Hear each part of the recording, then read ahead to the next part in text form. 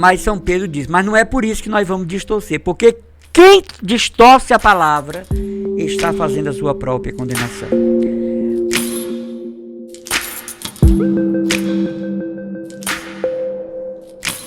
Olá, meu irmão, minha irmã que nos acompanha aqui no Dose de Sabedoria, no canal Jesus no Barco, nosso abraço fraterno. É do nosso conhecimento que São Pedro e São Paulo, os dois baluartes da fé, eles são figuras antagônicas. São Pedro, um pescador rude, São Paulo, um intelectual, um filósofo, um questionador. Mas tem uma coisa interessante, os dois se respeitam. São Paulo respeita o primado de Pedro e Pedro respeita a sabedoria com que São Paulo adverte os cristãos e consolida a igreja na Ásia, em Roma, não é? Em Corinto, enfim, em todos os lugares onde São Paulo esteve e não esteve. Então começou a circular uma má interpretação do que fosse algumas ideias de São Paulo.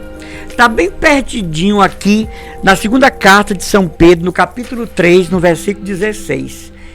A gente precisa ler para entender bem o que estava acontecendo. Eu já vou pegar do versículo 16, porque depois você lê o antes e o depois. São Pedro se referindo às cartas de Paulo. Veja, um santo falando no outro, não do outro, no outro. É o que ele faz em todas as suas cartas. São Pedro falando em São Paulo. Nas quais fala nesses assuntos. Nelas há algumas passagens difíceis de entender. Veja a autoridade de São Pedro como o primeiro Papa. Cujo sentido os espíritos ignorantes ou pouco fortalecidos deturpam para a sua própria ruína, como fizeram também com as demais escrituras. Olha aqui, a época de Pedro e Paulo, já haviam cristãos que distorciam a palavra de Deus. Vem aqui, como os demais que distorciam. São Pedro está dizendo que tem muita coisa nas cartas de São Paulo que não dá para entender logo. Ele não está discordando, mas é bem perdidinho no final da carta. Ele diz coisas que não dá para entender bem. E o que é isso? É a autoridade, é o primado de Pedro. Ele está dizendo para os cristãos que tem coisas, mas é muito pior os que distorcem. Irmãos, distorcer a palavra de Deus é trair o sentido dela. É como aquela brincadeirinha do telefone sem fio. Você diz aqui que alguém é bonita, mas chega lá que a pessoa é horrorosa. E não foi isso que foi dito quando começou o telefone sem fio. Não é verdade? Então São Pedro está alertando para não distorcer as escrituras. Quando é que eu estou distorcendo a escritura? É quando eu quero usá-la para dizer que não se deve venerar Maria. Não se deve ver no Papa o continuador dos apóstolos, sobretudo São Pedro. É quando eu vou distorcer o sentido que Jesus tão claro disse: isto é meu corpo, isto é o meu sangue, isto não simboliza, isto não se parece. Isto talvez fosse meu corpo. Ele disse: isto é o meu corpo e meu sangue. Tu és Pedro, e sobre esta pedra, Quefas, eu edificarei a minha igreja. Não, mas Jesus está falando dele. Não, Jesus não está falando dele porque ele está com Pedro. Ele fala para Pedro. Ele autoriza Pedro para comandar os fiéis e confirmar os cristãos. Então, quando nós distorcemos um sentido da palavra, nós transformamos a palavra de Deus numa bagatela. Né? De repente a pessoa conhece muito os textos bíblicos decorados. Isso é uma mente versátil. Mas a interpretação, como é que fica isso? Dentro do contexto geral da Sagrada Escritura, como se explica tal interpretação de uma passagem bíblica? É preciso não distorcer a palavra, é preciso não distorcer aquilo que o Senhor coloca à disposição da igreja. São Pedro está dizendo: eu tenho conhecimento de que Paulo escreve coisas muito, muito difíceis, até difíceis de ser entendidas. São Pedro está aqui. Mas não é por isso que você vai distorcer. Não é por isso que você vai trocar. Não é? Não é por isso que você vai fazer uma reforma pessoal. É a interpretação pessoal. Por que hoje nós temos uma infinidade de comunidades cristãs?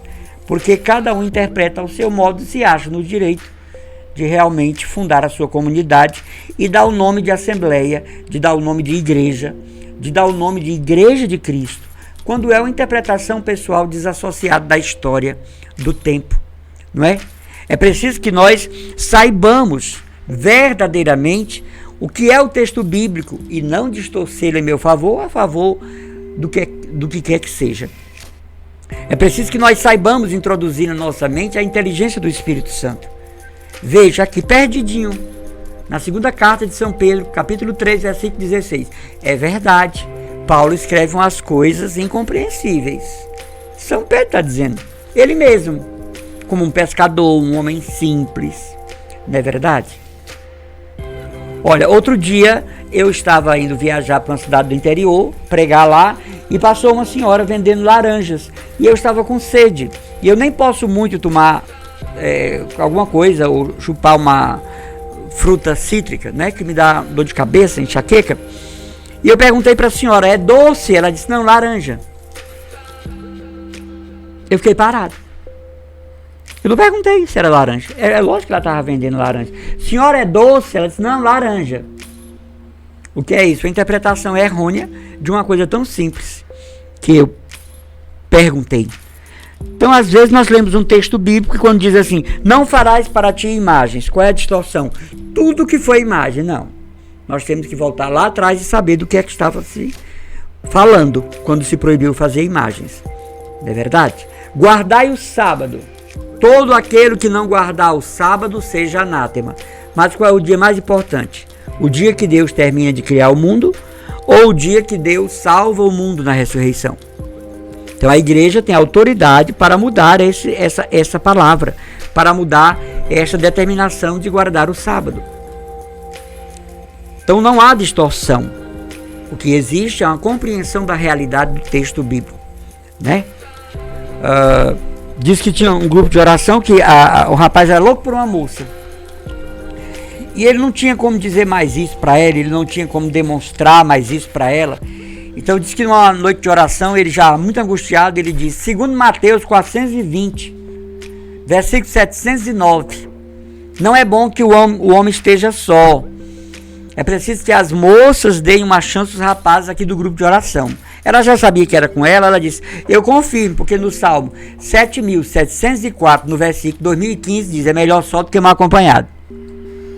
Você entendeu? Distorção. Nem existe esses versículos, né? Mas a pessoa distorce por quê? A seu bel prazer e em seu próprio favor. Preciso que nós entendamos isso. Quando a igreja nos manda rezar uma novena, ai meu Deus, hoje eu não vou poder fazer a novena, começar tudo de novo. Isso é uma distorção. Não existe matemática no céu. Eu tive que pular 2 dias da novena, perdi minha graça. A novena é apenas um estímulo para a graça que você está pedindo. Sabe qual é a proposta da novena? Colocar você em oração. Estabelece 9 dias, por quê? Porque nós somos inconstantes. Não é verdade? Tem gente que começa a novena, no último dia nem lembra mais o que pediu. Então nós nem lembramos qual foi a graça. Então os 9 dias, a trezena de Santo Antônio, é para nós entrarmos em oração. Já já vamos celebrar São Bento. Aqui no programa do Texto das Batalhas Vencidas, nós vamos falar nisso. O pai espiritual, não é? Do Oriente e do Ocidente. O grande baluarte da igreja. E aquele que deu início à vida contemplativa na igreja. A vida cenobítica. A vida no deserto. A vida contemplativa. Toda a ordem contemplativa tem em São Bento como que o pai, o mestre, o modelo que vai na frente, né? É nesse aspecto que o texto bíblico vem para nós como referência de Deus. Eu não posso traduzir ao meu bel prazer. Se você tem dificuldade de entender o conteúdo, é preciso, né? Eu me lembro de uma senhora que me perguntava numa comunidade que eu trabalhei, ô irmão, me mostre na Bíblia onde é que tem o rei Nará. Eu disse, quem? O rei Nará. Eu sei que tem o rei Salomão, o rei Nabucodonosor, o rei Davi, mas quem é o rei Nará? Eu fiquei pensando, não tem, o rei Nará não tem, eu não sei, não lembro, né? Fiz teologia, todas as cadeiras bíblicas, enfim. Aí quando eu me encontrei, eu perguntei, por que a senhora pensa que tem esse rei? De onde a senhora tirou essa ideia? Na primeira sexta-feira de cada mês, eu sou do apostolado da oração, a gente não canta? Coração santo do rei Nará. Não é do rei Nará. É tu reinarás. E ela passou a vida inteira querendo saber quem era o rei Nará. Nem eu sabia. Nem eu sabia. Né? Me lembro uma vez também que um dos nossos bispos foi celebrado na paróquia em que eu trabalhava, e uma senhora, era crisma, pediu muito para fazer a primeira leitura. E as catequistas, o leitorato, né, que não era possível, que era um jovem que ia receber o sacramento do crisma. Mas ela disse: olha, minha família de Brasília está aí, eu queria que eles vissem a minha ação na paróquia. Não dá, isso aí já foi definido, eles tiveram que ler, eles tiveram que, digamos assim, treinar, não é? A senhora não pode fazer a primeira leitura. Eu sei que ela subiu e desceu, e o rapaz que ia fazer disse: não, eu não tenho problema nenhum em ceder. E ela foi. Era com um dos nossos bispos. E lá na hora, ela começou a ler: naqueles dias, o rei Trambuco, Sabuco, Nambuco. E no microfone ligado, ela disse: meu povo, que diabo é isso aqui? Aí a igreja toda foi abaixo, né? E o bispo, muito sábio, disse: minha filha, diga aí, o rei Batista. Eu posso dizer? Posso. Naqueles dias, o rei Batista, aí foi que o povo achou graça. O rei era Nabucodonosor. Como é que ela ia ler aquilo se ela não tinha estudado a leitura, né? Como é que ela ia dizer Nabucodonosor? Rei Nambuco, Sabugo, Trambuco. Ainda disse mais: que diabo é isso aqui? E o bispo, muito sábio, disse: diga aí, o rei Batista. Para tirá-la do vexame, né, social. Mas fruto do quê? De uma leitura que não foi feita. Então, vamos seguir São Pedro. Ele faz uma correção a São Paulo aqui, como Papa, autoridade. Ele escreve umas coisas muito difíceis de entender. São Paulo era um erudito, né? Cidadão romano. Tinha conhecimentos da filosofia grega. Mas São Pedro diz: mas não é por isso que nós vamos distorcer, porque quem distorce a palavra está fazendo a sua própria condenação. Um abraço, queridos irmãos, e tenhamos muito cuidado. Quando você lê e não entender, corra para o pároco, o vigário da sua paróquia, para uma religiosa, um religioso, um seminarista, um leigo, a pastoral bíblica. Não fique com a dúvida. E um recado assim de irmão: não tire a sua dúvida com outra religião, porque essa outra religião vai interpretar em seu favor a sua não compreensão. Um abraço do irmão Emanuel e de todos que fazem o canal Jesus no Barco.